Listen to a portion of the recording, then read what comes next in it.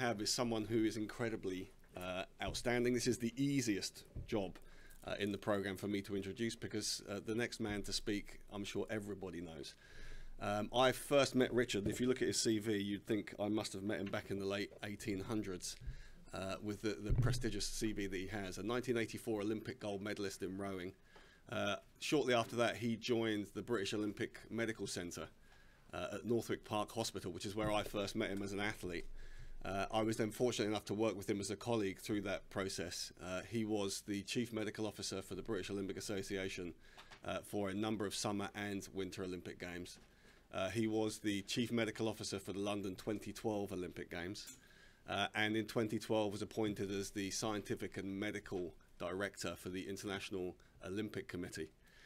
So he holds a prestigious CV, but most importantly for today's presentation, he was appointed in 2005 to the WADA List Committee and chaired that committee from 2010 to 2012.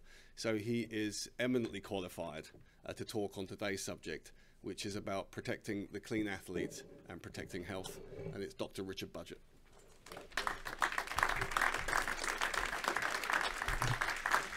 That's very kind, and thank you for that introduction, and thank you for inviting me, the organising committee. It's a great pleasure to be here, see so many familiar faces, and meet new friends as well, because rowing is a fantastic family.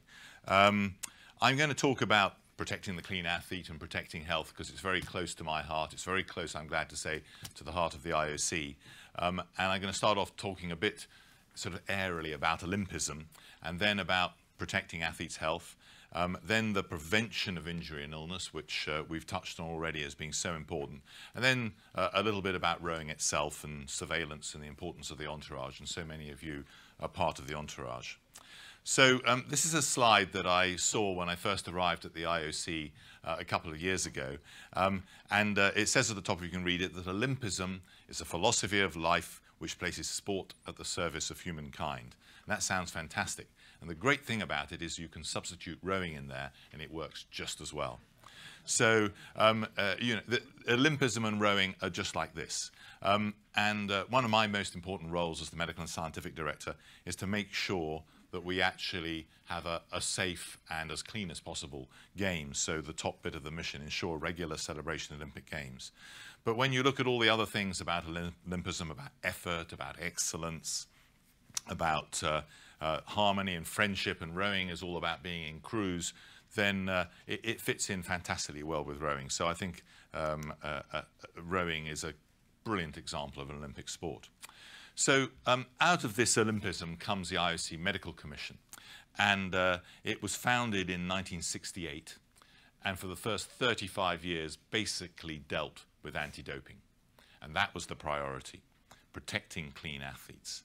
And then with the foundation of WADA, World Anti-Doping Agency, in early 2000, the emphasis changed to actually being protection of the health of the athlete and prevention of injuries and illness. And so I inherited, when I came to the IOC in late 2012, a fantastic program of injury and illness prevention and this focus on protecting athletes' health, as well as the continued importance of protecting clean athletes. And this, I'm glad to say, was just beginning about 4 or 5 years ago to extend into protecting the health of everyone, which is a big task, but I think the sports movement can make a big contribution to protecting everyone's health. And many of you will also be familiar with the IOC Medical Code, which was first produced in 2007 and is consistent with the Faculty of Sport and Exercise Medicine Code, the GMC, etc. And it is all about the behavior of doctors and the importance, our responsibility as doctors and physiotherapists, to actually protect the health of the athlete. Because, I mean, it's said jokingly, but sometimes, you know, a coach and an athlete, their job is to just see how hard they can push themselves, how, you know, and maybe they will break. So our responsibility is often to think a little bit further into the future and protect their health. So, some difficult questions. Are the Olympics, or is in fact elite rowing, actually good for health? Is there a healthier way to practice sport? We know there's risks. How can we change that balance of the risks and benefits? And when we think about our sport, or all the Olympic sports as a whole, it's the old adage of sports for all obviously means sports injuries for all, and that's, I suppose, why we're all in a job. Why, people ask, should we protect the health of elite athletes? There are far more important health challenges, public health challenges in the world. And I think the first thing we'd say within our own families is for the sake of sport. It will be hugely irresponsible, and we've seen some disasters, we've seen some chronic injuries and illnesses, but it would be terribly irresponsible to sport not to try and prevent injuries and illness.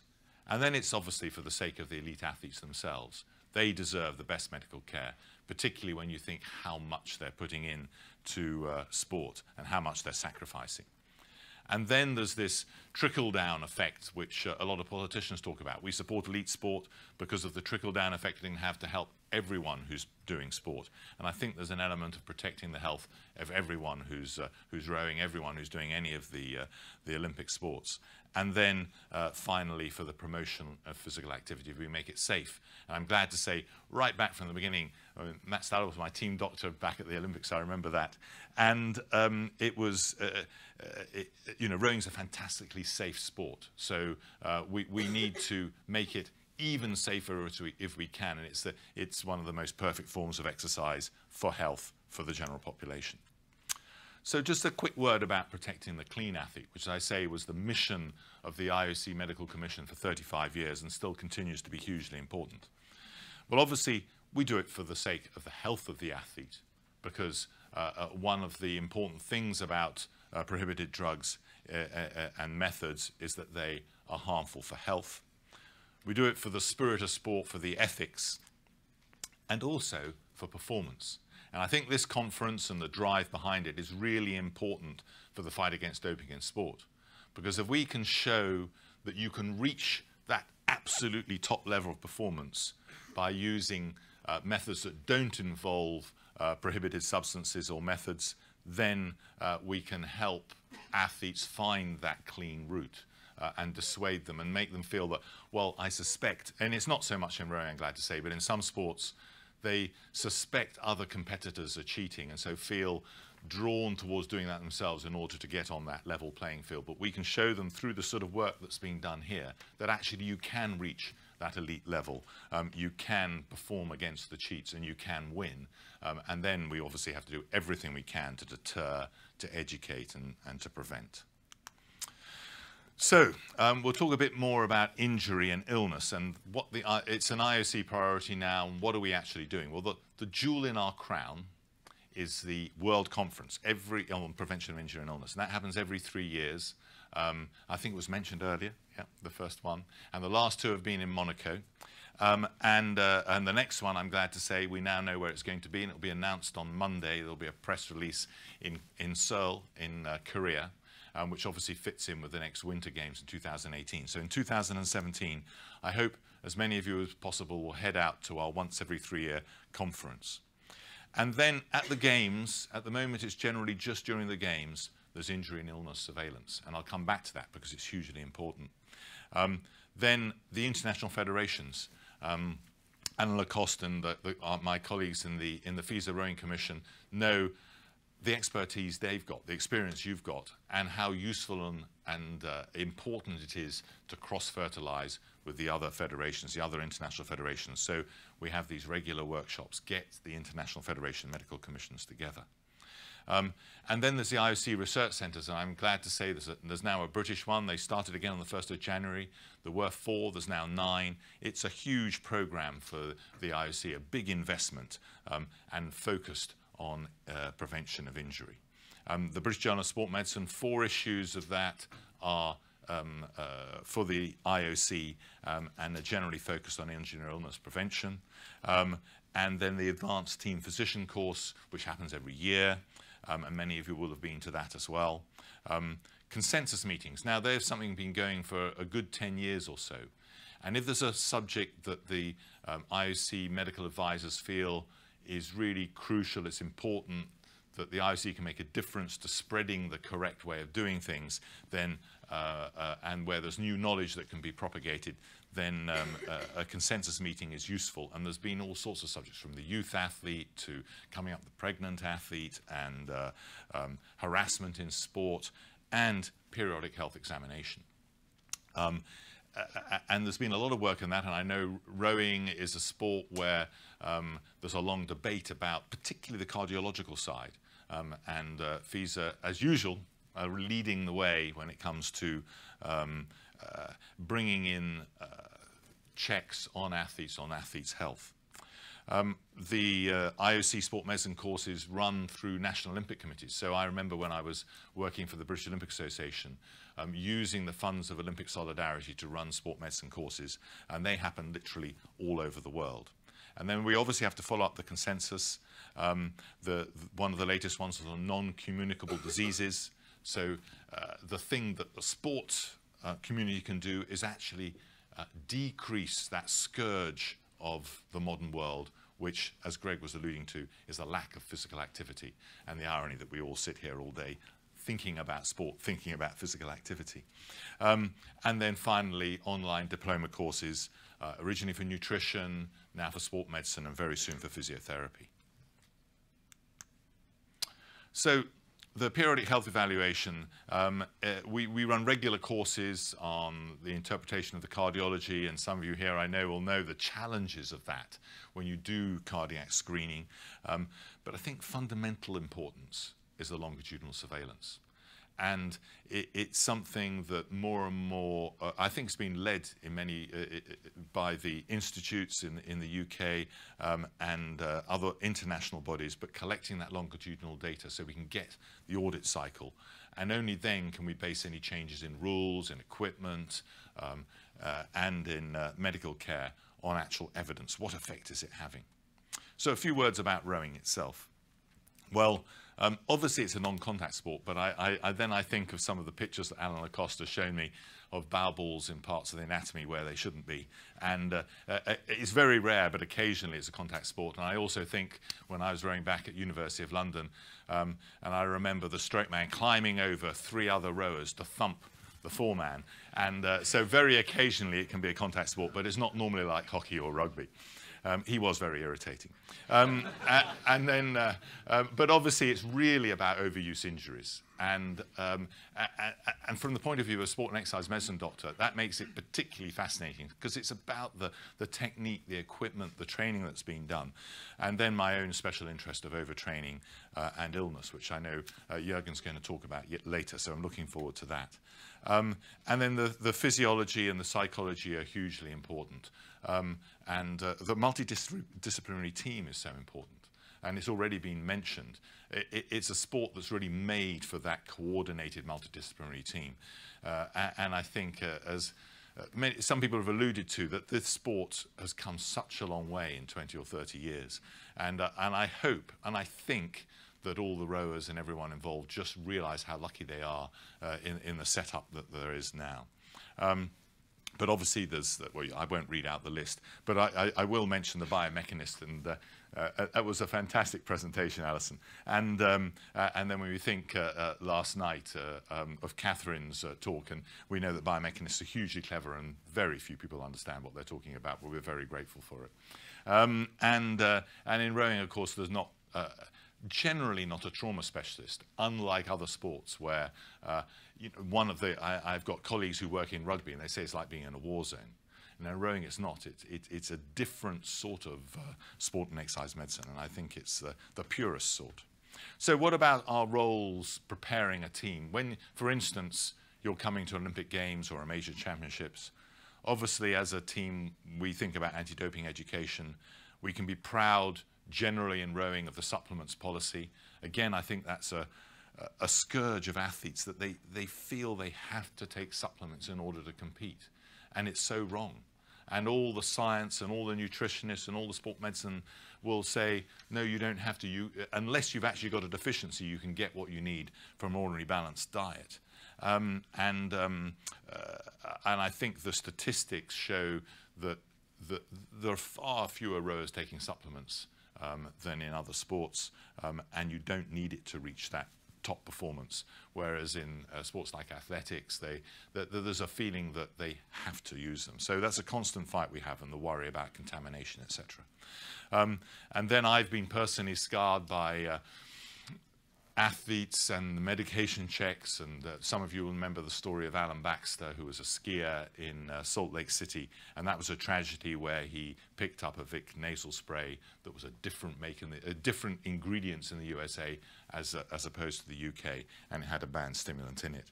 So you just have to check and check and check again. And then more and more sports, and FISA led the way with 2 other sports in the needle policy, and I think that's a fantastic, it empowers doctors, because it means you don't have the coaches and the trainers using injections on their athletes. And it also does, although it's not an anti-doping policy, it does help stop that slippery slope towards doping. And then thinking about the equipment and medication you need to take. And then that periodic health examination, the cardiac check, the sport-specific checks as well, vaccinations, travel advice, and the last very important thing we must never forget, I don't suppose there's any dentists here, but is the dental check. And again, I've been scarred, and many of you will remember that we did possibly lose an Olympic medal because of a dental abscess that went to a septic arthritis. So it is really important, and there's papers coming out. There's some recent papers just in the last month in the British Journal of Sport Medicine showing how athletes' dental health is not good, partly for all sorts of reasons, but obviously the rehydration drinks are important. Now, I've just pulled out this slide from the paper that's going to be published in the next couple of weeks about Sochi and the injuries and illnesses in the Sochi Winter Games last February. And I think the really interesting thing about it is that you can see the injury rate in the smallest teams is about 3 times that in the largest teams. And that's an injury rate measured by the amount of medical care they're seeking. And it's also because we push it very hard. It represents all the consultations with the doctor, whether it's a team doctor and physio or from the organising committee. And I think that reflects just how important it is to have a proper multidisciplinary team, good resources, and how fortunate those countries are that have those resources, and how as a sport we should be trying to support those countries that don't have this. And the fact that sometimes when you go to a games, there's a limited number of accreditations, and so there's the danger that that close multidisciplinary team will be disrupted, and you have the coach, and if you're lucky, the physiotherapist. So just a few more words about surveillance and how important it is. It is really the only way to know whether the changes you make are going to make a difference and whether they make the right difference you're looking for. And I know in rowing we do it better than other sports, but it's something that I think from the IOC point of view we will keep pushing. Collect that data on a longitudinal basis, not just at the games, not just at a major event. Analyze it, set the standard you want to, implement the change, and then measure again and see what effect it's having. So I think if the sort of research we've heard about already, the sort of research that is being done in our sport means we can make changes in an evidence-based way. We can always learn from other international federations, and I know that rowing are good at that, and also very generous in the expertise they give to those other federations, so we can use the new ideas and also develop best practice. So to finish up, the priority for the IOC is the protection of health. It's also protecting the clean athlete, and it's also performance, because that is a way of protecting the clean athlete, and it's what our sport is about. It's the essence of it. And as I said at the beginning, rowing is a unique sport. It embodies all those Olympic values, and I'm very proud to be part of that rowing family, and well done to everyone for being here, and I hope you have a fantastic conference. Thank you very much.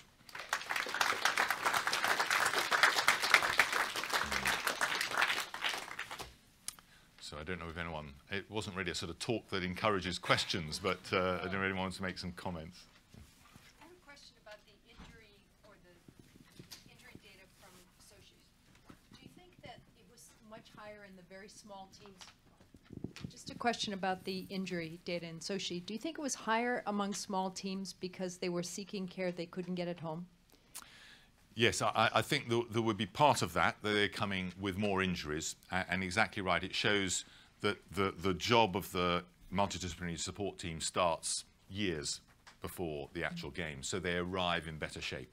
Yeah, there's no doubt of that. Yeah, I remember in Atlanta, the number of athletes that were seen in the dental clinic was enormous because many third world countries just didn't have access to it, and that was their chance to go home in better shape than they came in certain ways. Yeah, I mean, I'll never forget, because of course it tends to be the smaller teams that come in early because they haven't got the resources. So at the London Games we had one team that came in and there were 4 of them, and they started at the, anyone remember, well, lots of you remember the polyclinic in London, but it was a fantastic polyclinic. They started at the top where there was optometry and dental, and they worked their way down the polyclinic over about 2 days. Yeah. Richard, fantastic talk, and I listened to Steve Blair, who was Steve Blair, and he, as he won the Olympic nomination, he said it's about equality of services, and the British want to serve more to the world. You mentioned it's the same. We have disparities in the medical service to athletes. And you have this now 10 Olympic centers, but how can we improve, or how IOC is improving the service to underdeveloped countries? Yeah, I think that idea of Steve Blair, he said, I serve every year 1,000 athletes can come to the UK or something. I don't remember it was 1,000 or 2,000, but that was the idea. It's not already met. Yes, but it's a good idea, I think. How to I mean, there's all sorts of ways of tackling that disparity, aren't there? But it is an enormous challenge because in the end there are more resources in some countries than others. And then you see, as you mentioned, you know, some countries, some athletes will come from countries where, you know, the health service is just hanging on there, isn't it? So I think we can help in the sports world by making sure there is a service available at the World Cups, at the World Championships. And by education as well, and perhaps this Olympic solidarity, which is quite a big fund. And I'd encourage any of you involved with your national Olympic committees, have a look at the IOC website, get through to Olympic Solidarity, and you can see all the things that can happen, from conferences to doctors being sponsored to go to various of our courses to do the online diploma. So at least we can get the enthusiasm and the expertise out there, and you just need an ex-athlete who's trained in medicine or physiotherapy, and then goes back and supports their team. But we are very fortunate, and most of the countries here come from quite a privileged background, don't they? And I'm sure we do have a very big responsibility to make sure that we spread that. Yeah. Do you think it's time for the acceptable drug of caffeine? Thank you very much.